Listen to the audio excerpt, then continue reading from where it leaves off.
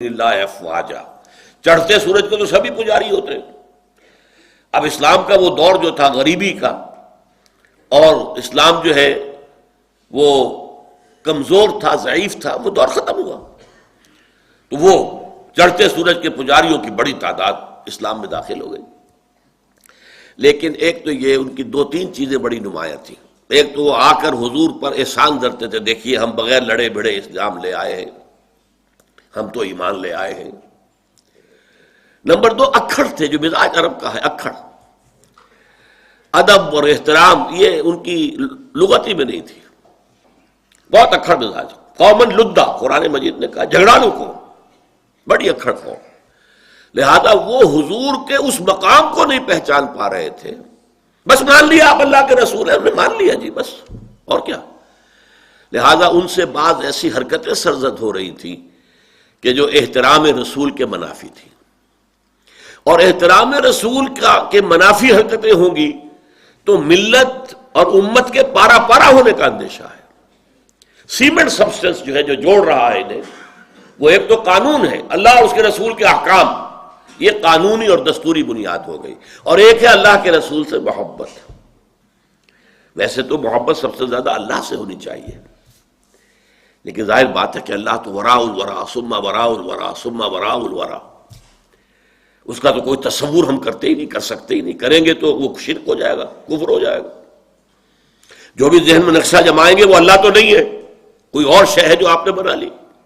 می تراشت فکر ماں ہر دم خدا بندے دیگر، نیا سا نیا خدا بنا رہے ہیں۔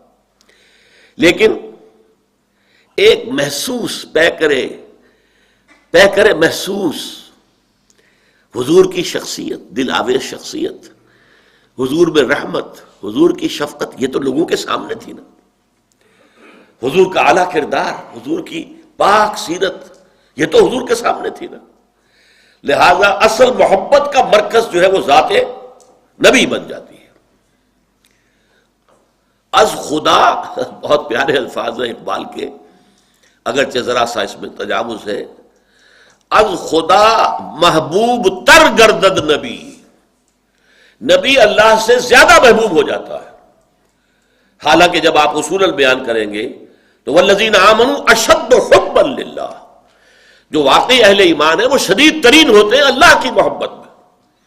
اور جو سورہ توبہ کی آیت میں نے آپ کو سنائی، اس میں بھی پہلے محبت خداوندی کا ذکر ہے، پھر محبت رسول کا، کہ اگر یہ 8 چیزیں احب الیکم من اللہ ورسولہ وجہاد فی سبیلہ فتربصوا حتی یاتی اللہ بامرہ واللہ لا یہدی القوم الفاسقین۔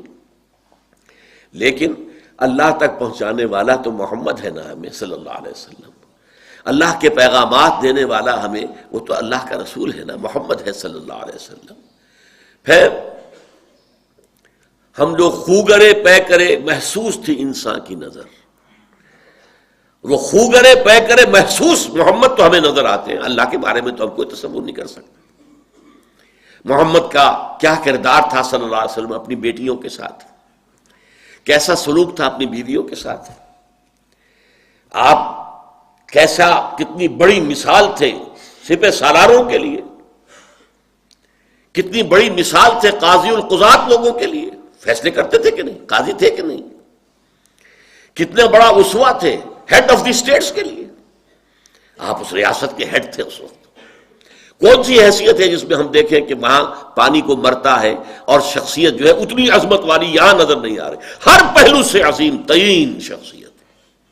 تو اس کی محبت اور اس کا اتباع کا جذبہ، اس کے لیے بھی نوٹ کر لیجئے، اللہ تعالیٰ پر بھی پہلے ہمارے لیے لازم ہے اس کی اطاعت، اور دوسرے محبت۔ اللہ کی اطاعت اور محبت جمع کریں تو لفظ بنے گا عبادت، اللہ کی عبادت کرو۔ رسول کے لیے بھی اطاعت بھی اور محبت بھی، لیکن رسول کے لیے اطاعت اور محبت کو جمع کریں گے اتباع بنے گا، پیروی کرو۔ یعنی ایک تو ہے حضور نے حکم دیا، اس پر تو عمل کرنا ہی کرنا ہے، ورنہ تو ہم مسلمان ہی نہیں ہیں۔ ایک یہ ہے کہ ہم نے خود دیکھا حضور کیا کرتے ہیں، حضور چلتے کیسے ہیں، میں بھی ویسے ہی چلوں۔ حضور نے اپنے بٹن بند نہیں کیے تھے، میں بھی ساری عمر نہیں کروں گا۔ حضور فلاں سفر میں اس درخت کے نیچے سے ہو کر گزرے تھے، میں بھی ادھر سے ہو کے گزروں گا. اب یہ حضور کا حکم تو نہیں ہے نا، لیکن ایک جذبہ ہے، نقش قدم کی پیروی، اس کا نام اتباع ہے. تو جب اطاعت کے ساتھ محبت رسول کی شامل ہو جائے گی تو اس کا نام اتباع ہوگا. اللہ کا اتباع ہم نہیں کر سکتے، اللہ خالق ہے، مالک ہے، مدبر کائنات ہے، اس کی پیروی کیسے کریں گے؟ ہاں رسول کا اتباع جو ہے، قل ان کنتم تحبون اللہ فاتبعونی یحببکم اللہ، اے نبی سے کہہ دیجئے اگر تم اللہ سے محبت کرتے تو میرا اتباع کرو، اللہ تم سے محبت کرے گا. تو اللہ کے لیے اطاعت جمع محبت مساوی ہے عبادت کے، اور رسول کے لیے اطاعت جمع محبت مساوی ہے اتباع کے. اب اس روشنی میں ان آیات کو پڑھیے. یا ایھا الذین آمنوا لا ترفعوا اصواتکم فوق صوت النبی، اہل ایمان اپنی آوازوں کو نبی کی آواز سے بلند نہ کرنا. ولا تجہروا لہ بالقول، اور نہ گفتگو کرتے ہوئے ان کے ساتھ بلند آوازی اختیار کرنا. کجہر بعضکم لبعض، جیسے کہ تم ایک دوسرے کے لیے بلند آوازی اختیار کر لیتے ہو. ان تحبط اعمالکم، مبادا تمہارے سارے اعمال حبط ہو جائیں. وانتم لا تشعرون، اور تمہیں اندازہ بھی نہ ہو. دیکھیے ہم ایک دوسرے سے گفتگو کرتے ہوئے کسی وقت ایسا ہوتا ہے کہ میں ذرا زور سے بات کرتا ہوں، اور ہو سکتا ہے جواباً وہ مجھ سے بھی زیادہ زور سے بات کرے. آپس میں ہمارا ایسا معاملہ اگر ہو تو کوئی بات نہیں، لیکن نبی کے ساتھ اگر یہ کیا تو نتیجہ کیا ہوگا؟ کس قدر سخت. سارے اعمال حبط ہو جائیں گے. ساری نمازیں جو تم نے پڑھی، سارے روزے جو تم نے رکھے، سارا صدقہ و خراج جو تم نے، سب ضائع، زیرو. ایک زیرو سے ضرب کھا کر بہت بڑا زیرو. آپ کو معلوم ہے بڑی سی بڑی رقم ہو، زیرو سے ضرب کھائے گی زیرو ہو جائے گی. تو یہ سوء ادب اتنی بڑی شے ہے. ادب گاہیست زیر آسماں از عرش نازک تر. یہ محمد کا دربار وہ ادب گاہ ہے جو آسمان کے نیچے ہے، زمین پر ہے، لیکن عرش سے نازک تر ہے. با خدا دیوانہ باشد، با محمد ہوشیار. خدا کے ساتھ کبھی دیوانگی بھی برت لو. اقبال نے بھی بڑی بڑی دیوانگیاں برتی ہیں، پوری نظم شکوہ لکھ دی ہے. خدا کے ساتھ کر لو، محمد با خدا با محمد ہوشیار. کہیں کوئی کلمہ گستاخی کا، بے ادبی کا نہ نکل جائے. اور اس کا خطرہ کیا ہے؟ ان تحبط اعمالکم وانتم لا تشعرون. تمہیں پتہ بھی نہیں لگے گا. تم نے کوئی گناہ کبیرہ تو نہیں کیا، تم نے کوئی زنا نہیں کیا، تم نے کوئی چوری نہیں کی، تم نے کوئی ڈاکہ نہیں ڈالا، تو کیا ہوا؟ میرے اعمال کیسے ضائع ہو جائیں گے؟ لیکن یہ محمد کی جناب میں گستاخی صلی اللہ علیہ وسلم، اور ہم سر جیسے ایک دوسرے کے ساتھ بلند آواز سے باتیں کر لیتے ہیں، ایسے ہی بلند آواز سے حضور سے گفتگو کر لینا، یا کبھی آ کر جذبات میں حضور کی آواز سے بھی اپنی آواز اونچی کر دینا، یہ تمہارے سارے نیک اعمال کو ضائع کرنے کا ذریعہ بن جائے گا.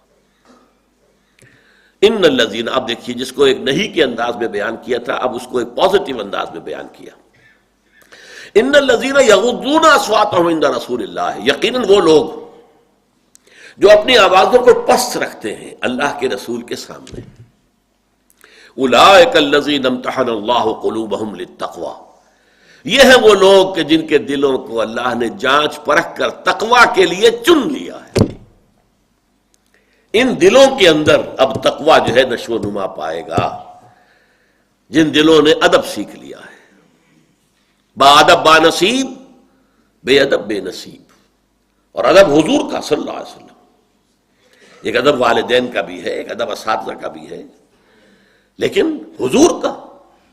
ان الذین یغضون اصواتهم عند رسول اللہ. اور یہ معاملہ ہوتا تھا صحابہ کرام کا، گردن جھکائے بیٹھے ہیں، بڑی پست آواز میں گفتگو کر رہے ہیں.